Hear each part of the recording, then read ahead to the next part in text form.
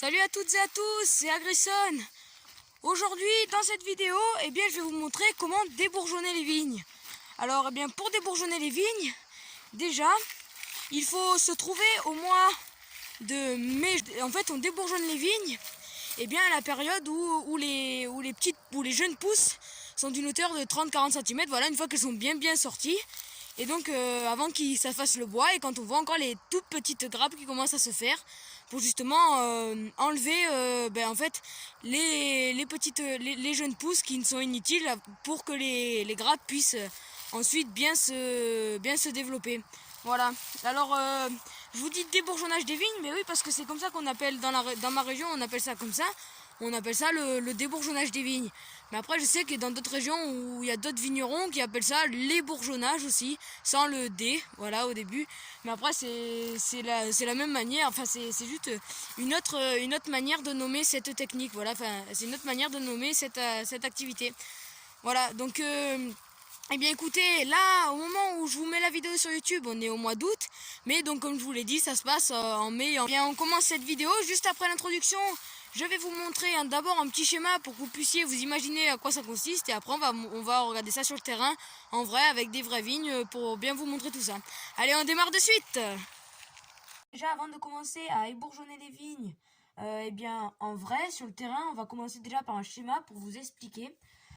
Alors en fait, le but de l'ébourgeonnage des vignes, c'est de moins épuiser la vigne, comme je vous l'ai déjà dit.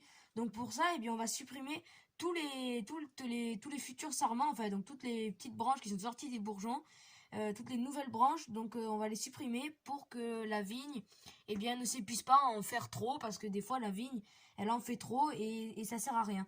Donc déjà, on va commencer par enlever, tout simplement, on va pas s'embêter, toutes les branches du bas, ce qu'il y a sur le cep. Vous voyez, donc cette partie c'est le cep, et donc on va l'enlever parce que toutes ces petites branches, on va les enlever parce que ça sert à rien. Voilà, du coup là je vous ai mis un petit schéma. Hein.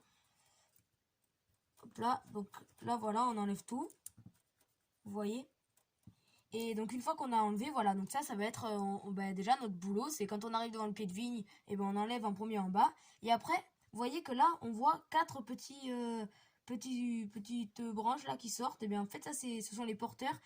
Donc en fait c'est les porteurs, ils vont donc porter les sarments, donc ils vont porter les sarments qui vont avoir ils vont porter les sarments qui vont avoir et, qui vont avoir des grappes de raisin. Donc en fait, les porteurs, ce sont, ça porte les sarments en fait. Hein. Donc on va supprimer tous les autres sarments qui ne sont pas sur les porteurs parce qu'ils sont inutiles. Même si là on le voit, vous voyez, ce sarment n'est pas sur le porteur puisqu'il démarre d'en bas. Hein, les porteurs ils sont là. Donc en gros, et là on voit qu'il y a quand même une grappe, mais c'est vrai que des fois ça fait mal au cœur d'enlever les grappes, mais bon c'est comme ça, on est obligé de les enlever, parce que sinon la vigne elle s'épuise, et après si on a trop de grappes, la vigne elle peut pas mettre toute son énergie en faisant 3, au lieu de faire par exemple 4 belles grappes, si on n'ébourgeonne pas, la vigne elle va en faire peut-être 7 de grappes, mais elles vont être toutes petites, le grain de raisin va être tout petit parce que la vigne en fait se sera épuisée, elle pourra pas nourrir toutes ces belles grappes. Donc là vous voyez qu'on a un porteur, donc on va le laisser. Là aussi on a le porteur, il y en a deux, donc on va le laisser. Ici il pousse au milieu, donc il a rien à faire là. En plus celui-là il a pas de grappe. Ah bref, principalement aussi les jeunes pousses qui poussent sur des porteurs ont généralement de belles grappes comparé aux autres. Mais ça peut arriver que des fois il y a des autres pousses qui poussent il y a des sarments qui poussent en travers des porteurs et ils ont des belles grappes, comme ici. Bon, là, après, c'est un exemple. Hein. Mais du coup, il faut quand même les supprimer, même si des fois, ça nous fait un peu mal au cœur. Voilà. Et donc là, on a notre vigne finie d'être ébourgeonnée. Hein. Vous voyez, donc là, on a les porteurs avec les petites grappes qui commencent. Et voilà. Bon, maintenant, on peut aller sur le terrain.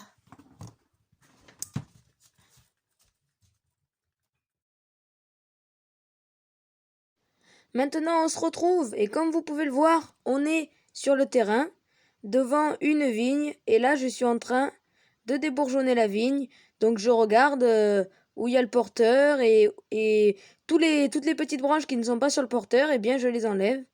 Voilà, donc là, je vérifie. Donc là, il y a le porteur. Vous voyez que là, il y a les deux porteurs. Et là, c'est bon, on a terminé la première vigne. Là, donc là, on est sur une deuxième vigne. Alors, ben voilà, du coup, on fait pareil. Voilà, là, j'enlève toutes les petites branches qui ne sont pas sur le porteur. Donc là, vous voyez que, hop là, celle-là, elle n'est pas sur le porteur. Donc, on va l'enlever. Voilà. Et après, c'est pas très compliqué, hein, il faut juste vérifier. Tant qu'elles ne sont pas sur le porteur, et ben on les arrache. Et celles qui sont sur le porteur, on les laisse. Voilà, c'est pas très compliqué.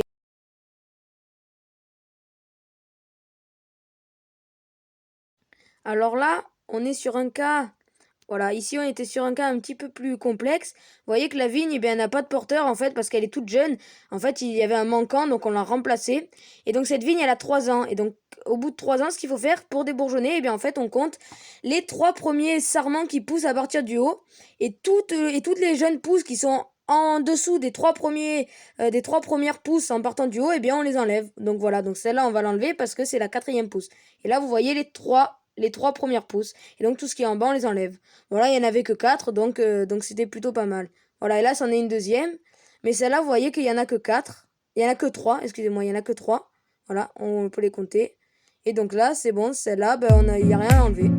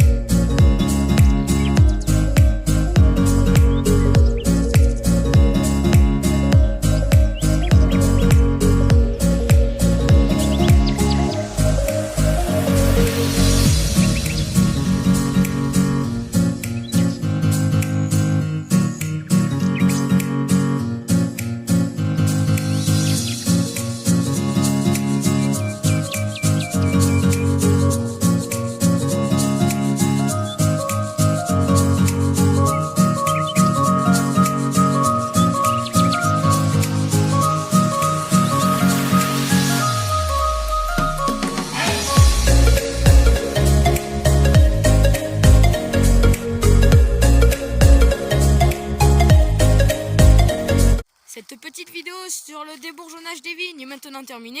J'espère qu'elle vous aura plu et qu'elle vous aura, elle vous aura appris quelques petites astuces, voilà, qu'elle vous aura appris quelque chose.